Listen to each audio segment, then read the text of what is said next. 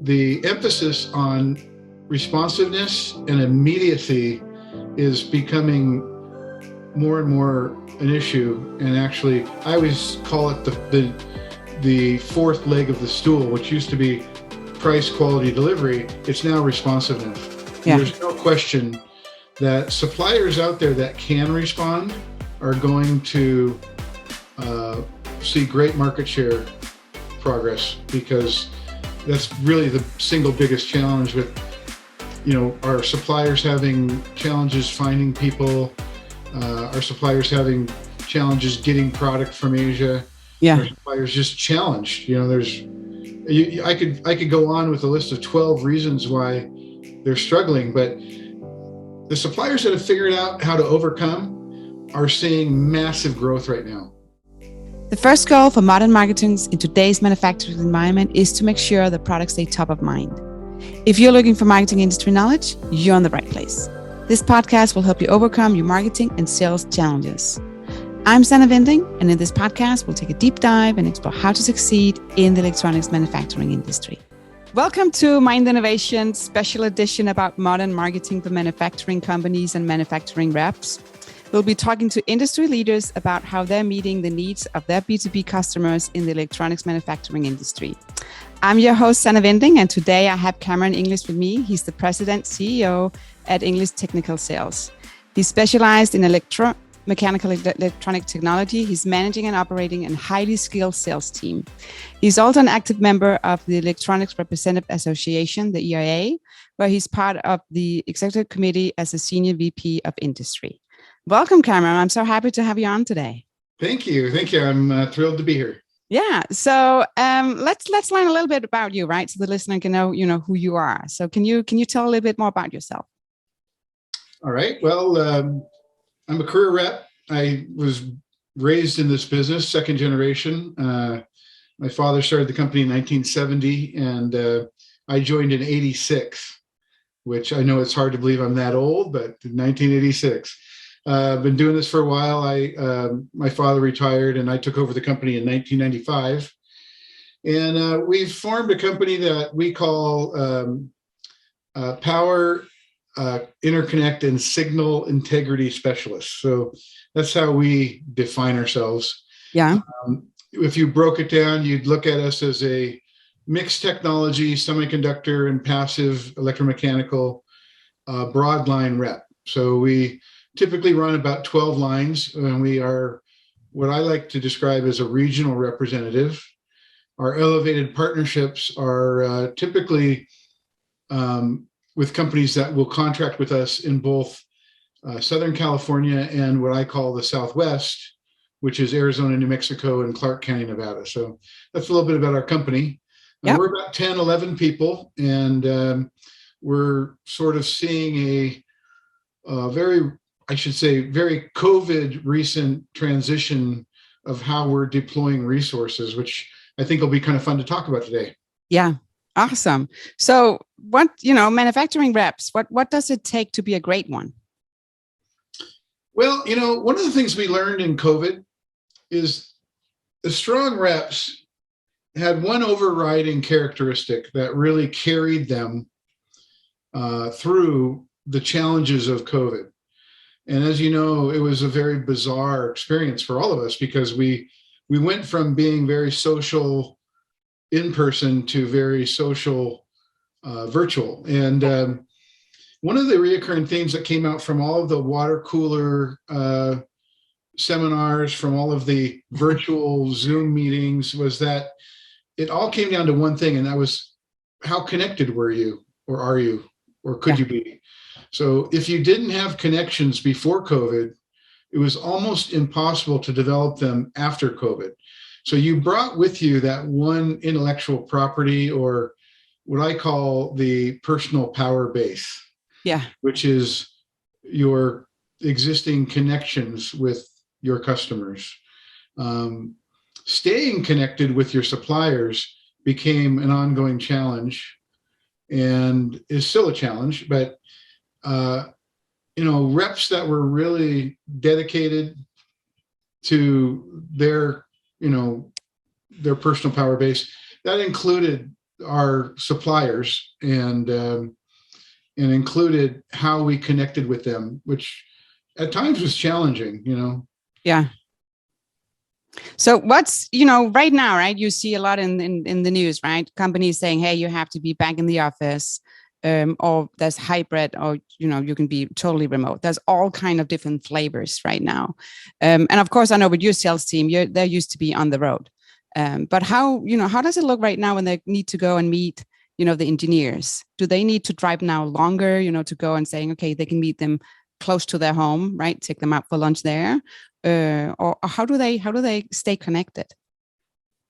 It's a combination of everything, really. I think that I'll give you an example. We had a supplier in last week, and we scheduled what they call, a tech show. These tech shows are really kind of fun because you just go out, and this happens to be a connector supplier, and you put all of their vast range of product on, say, a conference room table. Yeah. We invite all the engineers to come through. In this case, it was an abject failure because out of 10 engineers invited, only 2 were in the building that day. Yeah. And the rest had continued to elect to work out of their office. In fact, one of my really, really good key contacts I had found had moved to North Carolina. And I've been interfacing with this guy for the past 3 months. Yeah. I had no idea he'd moved to North Carolina, because his email remained the same. And you won't be able to see it. So you need like a GoPro almost there, right? Saying now we have hands on. Well, it presents a challenge because here's a guy working on North Carolina, but technically he's in my territory, customer responsibility. Yeah. So these are the new things that are being thrown at us. So if I had to assign a quantitative number to it, I would say that the customers are back at a duty cycle of about 30% in person in their facilities. Yeah. And it's slowly coming back. We have examples of some customers that I'll remain nameless. Yeah. That have tried to issue mandates. Yeah.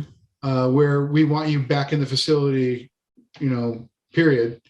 And they've had mass exodus of employees saying, no, I'm not going, I'm going to go find a job that'll let me work virtually. Yeah.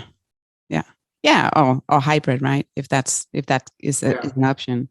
What about behavior? Because I think if we talk about B2C, right, e-commerce, how we're used to, when you order something, it just comes, or you search for something. Is the behavior and the habits, is that turning in for to reflect how we act, with B2B customers? Are you just when you look for information, or you're saying, oh, I need a sample, and then you're like, okay, I need it tomorrow, right? Is the behavior, are they going to merge more together, or will they always be separate? If anything, Sannah, I've seen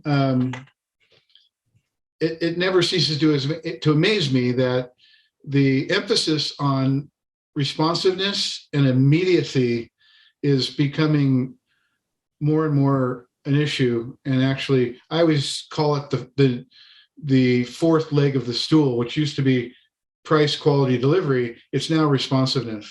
Yeah. There's no question that suppliers out there that can respond are going to see great market share progress, because that's really the single biggest challenge with, our suppliers having challenges finding people, our suppliers having challenges getting product from Asia.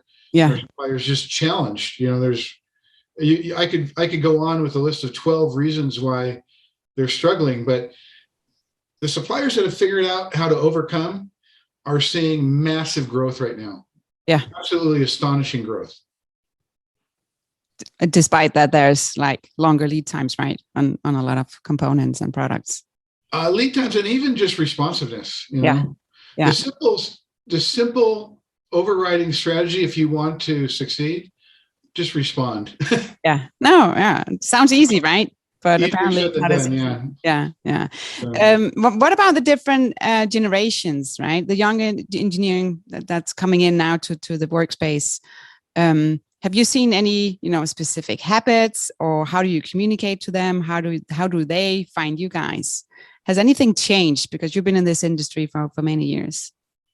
Well, yeah, this is kind of a really kind of, I'm intrigued with this because it's happening right in front of us. And if you're paying attention, you're seeing absolutely astonishing transformation about our industry. I'm speaking specifically as manufacturers reps, but Yeah. I'm trying myself to respond to it. But I'm a little bit old school. I still believe in the face to face and the old tradition of You still leave a voicemail? No. yeah, I still leave voicemails, believe it or not. I'm starting to wonder if that's a mistake. That's a mistake. But, yeah, I had one customer tell me the other day, says, "What the hell is with you and your voicemails? You need to start texting." I said, "Well, I don't know if I have your cell number. Can I have your cell number?" But anyway, the transformation that's occurring right before our eyes is really came visible to me because I was involved with establishing this new group within the area called Next Gen. Yeah. The Next Gen are all the new hires. For example, we've hired 2 people straight out of college as interns, and one of them has made the transition really well and now is a senior territory manager. But your question really applies to how do they work differently than the old school guys like me, and it really is kind of fascinating to watch. But you joked about voicemail versus text. Yeah. 5 years ago, I would never have presumed to text one of my engineering contacts. I would have thought that was like too personal, or I get texts from my kids, but now more and more I'm getting more and more texts from customers, and I think they just find it really efficient. Beyond that, we've invested in 2 business development managers that we've recruited, that their entire focus is on our automation intellectual property tools, IP, or I would call them AI, that do auto outreach to our engineering community with technical bulletins. Yeah. And we've worked really hard to profile, say, we have segmented the engineers into categories like medical engineers or IoT engineers or wireless or military aerospace, avionics, and then we blast out to them very, very specific targeted technologies that we think would apply to their industry. And so for the first time ever, I have 2 dedicated employees that are never really expected to go out in the field. They're sitting there day in, day out using software programs that basically dig for contact names and for specialists within, say, EV charging. Yeah. So, and we're getting great results. Awesome. Our suppliers love it, by the way. We send them the resulting data of things like, for example, who clicked through to go to their website. Yeah. Who opened up the brochure on the technology. Yeah. Who actually sent an email back. And the results are better than I would have expected in the old days when you just did email blasts, Yeah, but this is more target, right? So that it brings more value to the one who actually opens the email. So what do you put in the email? Do you go back to the supplier and saying, hey, you need to step up the game and give me some more? Or are they all great, giving you all kinds of case studies, product flyers, all kinds of stuff? It's such an appropriate question because in the old days, we would send out an email blast, right? Yeah. And it was just very marketing. Today, we go to our suppliers and we say, hey, can you send me something that is specific in your technical space to, say, EV charging? And of course, they'll send me a 27-page PowerPoint. Yeah. I'm like, okay, let's try this again. I need this to be almost like a flash of technology that has the option to click through. Yeah. And I know how I am. I want to protect those engineers' rights to just delete and not have to surf and scroll up and down a page, for example. Yeah. I want them to be able to scan it, look at it and say, I'm interested or I'm not interested, And it's pure technology. There's no marketing hype. There's no, hey, look at our factories in Asia. How great are we? It's all, this technology solves this problem in this space. So you're educating, right, in a really fast way. But it's very specific, and there's no marketing, there's no branding. Now that may be to a fault, but we're trying to learn how to fine tune our own process, and that's why companies like yours, I think, can be really helpful to the rep industry. You know how to do this. I've watched you work, and I've watched the way you roll out a campaign on, say, a new product, and it's very impressive. So as reps, this is still a lot of new ground for us. We're learning as we go. Thank you. Yeah, no, but I'm really happy to hear that you actually are stepping in and sending out some of these email campaigns that are target. And as you're saying, let's not do the blast, right? You're actually bringing value to a certain group and educating them, or giving them the opportunity, right, to go deeper and saying, hey, yes, I want to learn more. And then either, look at the manufacturer or the supplier's website, or actually contacting you. Yeah. So what do you think with distribution? What will that look like if we have to look into the future, like 5 or 10 years? Wow, that's probably the toughest. This is the toughest economic and, with everything that's going on in the world, I can't think back and remember more of a volatile, scary future outlook. And I think the media adds to that FUD, fear, uncertainty, and doubt. When we actually look at what's happening right now, we've had a record quarter. We've had the bonuses that are in our incentive plan that are about to be paid out in July 1st are the strongest that I've seen for 2 years. The metrics that we track for new business opportunity are stronger than I've seen in 2 years. So if it was just based on data alone, on performance productivity, I would say we're having the best run that we've had in a long time. But having said that, I would add that based on what I'm seeing with the depletion of inventories at some of the major distributors, with the ongoing supply chain issues, I have to say there's a lot of FUD factor that are pointing to what could potentially be catastrophic challenges coming up. Yeah, probably most likely next year, but they're coming. Yeah, and you need to stay proactive, right? So you're not going to fall or something going to happen. So what are you putting in place right now? So to stay proactive. Well, obviously we live and breathe on the quality of our lines. So we've been very fortunate to add a couple good supplier partners.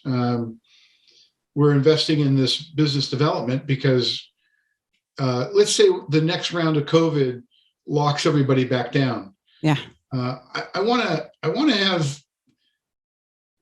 to be one of the companies that learn from the experience and doesn't just react. So we're trying to get ahead of that curve, and whatever reality comes our way, we want to show that our suppliers that we are productive. Yeah. So productivity for us comes down to really a couple major things that we track. One is new business opportunity, and the other is good old fashioned book to bill. Yeah. So both are looking really strong right now. Let's say that we go back into like a 2008 where the wheels come off. We're fortunate because we've had some really big strategic wins that will continue to carry us. But an extended recession, I think, is just going to be what all of us fear right now. Yeah. And I'm hopeful that, between inflation and recession, that somehow it's managed in 2023. Right now, I think the course is set for 2022. The unknown is 2023. And in an interview with Phil Gallagher at Avnet, I asked him that same question that you just asked me. And I felt bad for asking the question because anything he says could actually affect the stock of a $20 billion company. Whatever I say, I'll be lucky to affect, my dog Hondo for the next 15 minutes. But when Phil speaks, it's different. Yeah. And he said the same thing. He said, it's going to be up and down, Yeah. and we just don't have the ability to predict right now because things are so volatile. Yeah. Yeah. It's there's something big going on. I want to go back to the engineers and you know who you have your relationship with. So if we look at the pandemic, right? Everybody jumped on Teams and Zoom, and we were like, oh, we're like connecting, right? Like webinars, like every 30 minutes, right? You couldn't drink more coffee almost that day. And then everybody got tired, right? That was getting fatigue over all these webinars or lunch. I don't know if it was lunch and learn. So what's going on now? How do you know, because again, right, you said you had like you brought in the lunch and learn. Not everybody was in the office. So how do you teach and have this relationship? Is it back to the Zoom or the team calls, or how do you keep educating the engineering? I think the biggest thing, the dynamic that we're observing is our industry is aging quickly, and there's a lot of older traditional engineers and customers, employees are retiring. So I'm fascinated with how young everybody seems to be and how sharp they are and how versatile. They're way more versatile than, say, my peer group is today in the way we work. So they're fine with virtual. Yeah. I think what's happening is this younger generation that's coming in and now assuming responsibility is much more suited to multitasking, to very, very fast moving, fast paced virtual meetings. Yeah. And now I find when I go into an actual face to face, the meeting is very efficient. We move much more quickly. We get right to the subject, we get done with the subject, and we end the meeting. Yeah. So meetings seem like they're much more efficient is the only word I can come up with. Yeah. And the younger generation seems wired to move at a much faster pace. So I think that's all good, especially if you're a manufacturer's rep. Yeah. The faster you can move, the more money you can make. You want things to move along real quick. Yeah. But having said that, the expectation is they want immediate answers. These younger engineers, I don't think they really are wired to let the thing go through a process. So our suppliers that are oriented that way are going to be much more successful. Yeah. So it's the speed of getting feedback or getting samples or getting solve the questions or the exactly the velocity of accurate, pertinent, effective communication has become critical. Yeah. And I think some suppliers are responding to that with really bolstering their websites so there's access to technical data. Yeah. And the better they do with that, the better it is for our suppliers. Yeah. What about, have you thought, and hopefully you have, so when you have this, I don't know if you call it lunch and learn, and have you thought about making it like record the training and then put it on YouTube? Of course, under your brand. Yeah, well, I've been told, you and I've had this conversation, that the most effective YouTube video is, say, 2 minutes. Yeah. So one of the things that we're still struggling with our suppliers is the death by PowerPoint, mentality. Is they put up pictures of their factories in Timbuktu. They put up, all kinds of org charts. Let's get to page 30 and then we can talk. No. Yeah. You'll see an org chart with 300 people on it, and you can't even see the names of the people. So we work really hard to say, boil this down to what matters to that particular customer. So Jeff Bezos is quoted as having said something that I abuse. Yeah. And that says, start with the customer and work backwards. And my suppliers really struggle with this.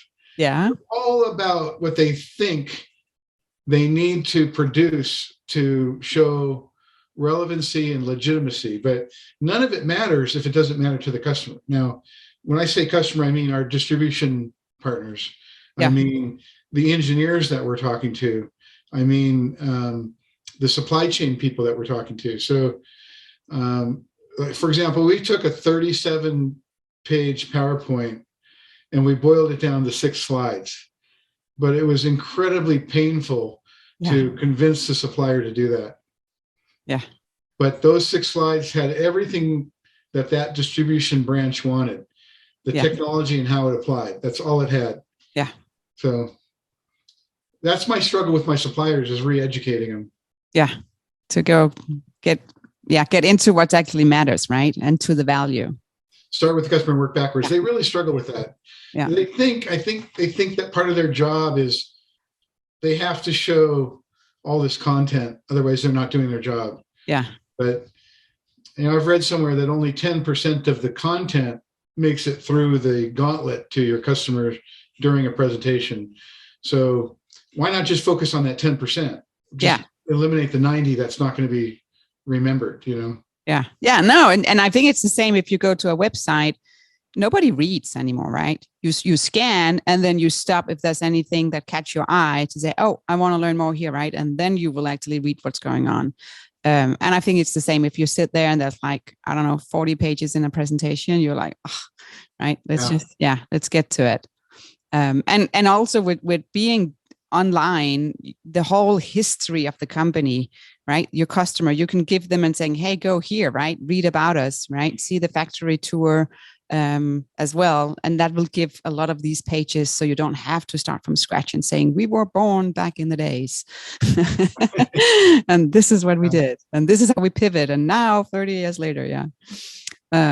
No. So right now, what are the biggest challenge you're facing right now as a sales rep or manufacturing rep? Well, absolutely. Number one is, as we grow back to pre-COVID levels, is finding people. Yeah. And I got to tell you, one of the most frustrating things for me is we finally got through COVID. Things are improving and people are coming after my employees and offering them incredible salary packages. So it's hurt me pretty good. I've had to match certain salary offers on certain employees that I felt like they were indispensable, but I'm really struggling. I've tried to get creative. We just hired an intern out of Cal State Fullerton. In fact, we were very proud to have received the ERA National Mark Motzinger White Pin Scholarship for this individual. Oh, congratulations. And so it made it really attractive for this individual to be given a very nice compensation package as he finishes up his engineering program at Cal State Fullerton. Yeah. So he's on board with us a couple days a week, but these are the kinds of things that I'm trying is reaching out to the local colleges that have engineering programs. I'm going to be forced to act out the same strategies where I'm recruiting from customers and recruiting from industry, because it's really tough to find people. Yeah. I know that's not news, but no, that's how the world is right now, right? Yeah, I'm working really hard to shore up and retain my own employees because they're all being targeted. Yeah. Which is a compliment, but on the other hand, it's hard, You need to have a good company culture, right? That's some of it. You're exactly right. Culture trumps everything else. Yeah, it just does. And it's so important that you have it and you understand, because company culture is it's a big mountain, right? That there's so many things in it. And it's to be employee centric, right? To understand your employees. Yeah. Now we've worked real hard at that. The old paradigm that beatings will continue until morale improves. My goal is to convince every one of my staff that I want their success almost more than they do. Yeah. I want them to hit those, incentive bonuses. I want them to feel like that we've created a company that is an enjoyable place to work. Yeah. So it's not easy though, because the pressure from our suppliers is increasing in magnitudes right now as COVID opens up, and they all want to come back into the field. And so they're all hitting me up at once. And so I feel like a dispatcher right now.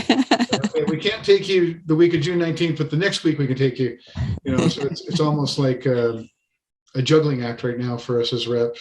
Yeah. No. I'm sure you'll do good. I know you will find a good way to do it. So if any of the listeners wants to reach out to you, how can they connect to you? Well, we're on LinkedIn. You'd laugh at this because it's almost embarrassing, but one of my employees that was managing our LinkedIn left, and they left with the password.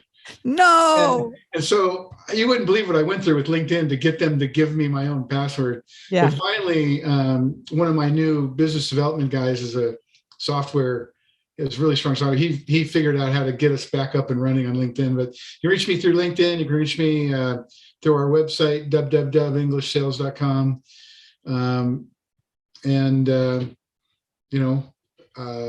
You're easy to find. Yeah, I'm usually pretty attentive to LinkedIn and to anything that comes through our website. But awesome, and I'll make sure to put the links in the show notes as well, and I'll also put it on the website for mindinnovation.com. So Cameron, thank you so much for being on here today. I think it was great to hear the challenges, what you see for the future, and there's so much going on, right, in the whole supplier, manufacturing, rep, and distribution world. It's exciting, and it's also scary sometimes. Yeah, it's a pleasure to be a part of this. I know that the way you work is exactly where we're trying to strengthen our capability. And I think each of our suppliers would benefit greatly by deploying some of the same strategies that you and I worked on when we worked on that prior company that we shared together. And so I'm really looking forward to ongoing business development strategy, working with you directly and introducing you to my suppliers. And I hope every rep gets to know what you do and can also introduce you to their suppliers so that we can get our suppliers tuned up. And we have a mutual acquaintance that was a sales manager for the company that you and I were working and representing together. And he said to me one time, he said, Sannah is the most effective marketing person, creating more new leads and opportunities than anybody I have ever worked with. I think that's one of the best endorsements in today's virtual world that anybody could give another business associate. So my best wishes to you and your new venture as a marketing development entity. And I really am trying to promote you to my own suppliers out of my own self-interest. Thank you. Thank you for the kind words. Yeah, thank you for having me on the program. Yeah. Thanks for listening to this episode of Mind Innovation Special Edition about modern marketing for manufacturing companies and manufacturing reps. New episodes are dropping bi-weekly, so make sure you're following wherever you get your podcasts. You can find me on LinkedIn, search for Sannah Vinding. You can also find me on YouTube, search for Mind Innovation, or go to my website, sannahvinding.com, or check out mindinnovation.com. Stay curious and keep learning.